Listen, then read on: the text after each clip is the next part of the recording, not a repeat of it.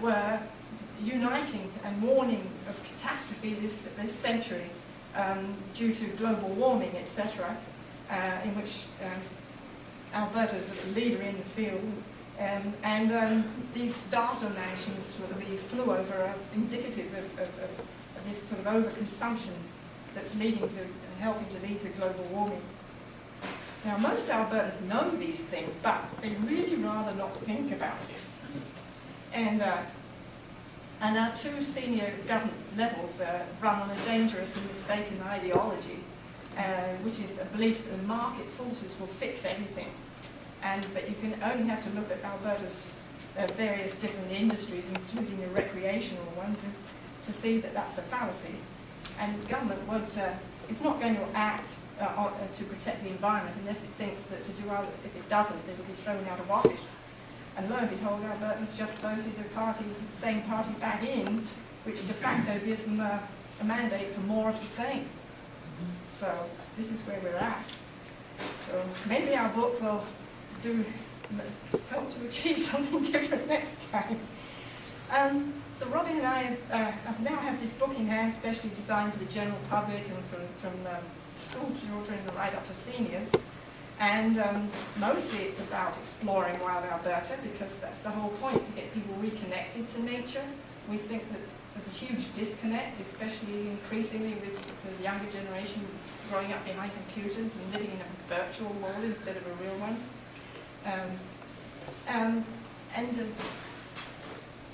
So in the book, we begin the story with in the mountains.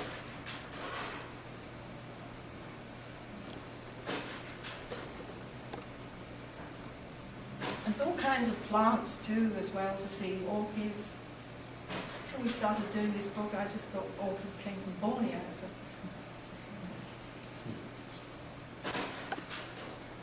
This is the trail the horses came in, and so did we. And now you look at the trail and you think, yuck, what a horrible trail. But if you think a bit deeper than that, there's a reason. And the reason is that Parks Canada has been starved of funds for years and years.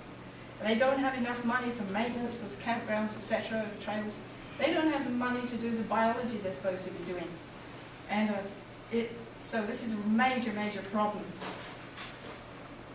And the Alberta government's no different. In 1996, the Climate government cut 600 staff positions from Alberta Environment, including Fish and Wildlife, and it hasn't looked back. And in their budget a year ago, it proposed spending less than 1% on the environmental protection, even though that was the top concern of the public at the time.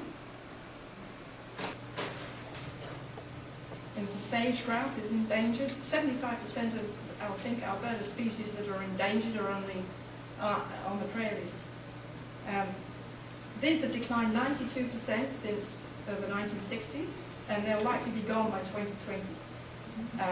Oil and gas is destroying and disturbing their habitat now. And climate change is predicted to make the whole thing much worse. By 2050, summers will be hotter and longer and drier, and winters will be shorter and warmer. And by 2100, the prairies could be 6 to 8 degrees hotter. And there's the southern half of Alberta would become desert, and with southern Alberta cities will be in big trouble with water shortages. So unless we rapidly change our, high carbon lifestyles, we have to think about the future and act accordingly now. So we were very glad at the end of seeing that we were desperate, after seeing that drought, to have a break and go off to the foothills. So we're going to take a break now. I'm going to pause, we're going to change the magazines, and then Rob's going to take you through the foothills and beyond. Okay, let's look at the foothills natural region. In the book, we describe a 6-day hike, which we did in the lower upper foothills area, just northwest of Nordegg. And this is on the last day of the hike, and Marion was crossing this. This is in late August, so the water levels were fairly low. And we crossed the river here and then went down through this, there's a trail on the left side of this gorge. And that took us to a big beaver dam. And wasn't far away, the old beaver was at work. seen this a number of times. But what we haven't seen was the beaver here scooping mud up and plastering it on the top of his lodge. And he packs it down, and then of course it will freeze hard in the winter, and it will present a sort of impenetrable, or almost impenetrable sort of shield. So even a black bear will probably have trouble sort of bashing his way through and getting into the beavers. This is Martin Mountain. This is a protected area which is to the east of Lesser Slave Lake. And this is lower foothills. And the foothills are really important to us. I mean, the foothills are the water towers, if you like, that store water and clean water and recharge the rivers. Now, on the way back to Calgary from Chinchaga, we went to an area called Cardinal Divide. And the Cardinal Divide is sort of east east of Jasper, and it's really a magnificent area of foothills. Co-opted about 20 students to help them, and what they're trying to do is prevent water runoff, of course, making these runnels worse. And we thought, we felt we were fairly happy that we'd done something useful that weekend, but in fact we hadn't really done anything useful, because if you go up there since about 2005, up onto that ridge I showed you earlier, you can see the Cheviot mine. So this is Alberta, folks. This is a Cheviot mine now called the Cardinal River Coals Mine, I think is what it's called. Anyway, this is us paddling past beautiful Alberta. This is on day one, I think. This is Sundra Foss, actually beneath the Richardson sand dunes, these great big sand dunes in Saskatchewan. A small pack of wolves crossing the Athabasca River. And of course there's other species there, lynx, and of course the food of the old lynx depends on the snowshoe hare. We like to see the Alberta we're going to pass on to the next generation. More likely though, the course we're embarked on, is going to be something like this, and a bit of this, pump jacks and clear cuts. But there is good news too, because not everybody is meat. There's a lot of organizations out there that are doing a lot. They're not just wringing their hands and saying, oh my God, we're losing it all. There's a lot of people doing a lot.